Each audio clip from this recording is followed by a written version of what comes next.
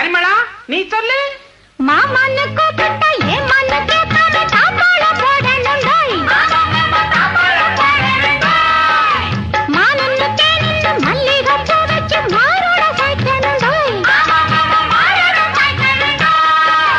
ஆம்பளதான் பெத்துக்கணும், ஆரிரரோ பாடிக்கணும், ஊருலகம் மிச்சும்படி வாணியெல்லாம் வச்சுக்கணும். எல்லாம் சரி பரிமளா, முக்கியமான ஒண்ணு விட்டுட்டியே. எது? ஒரு வெப்பட்டி கிப்ப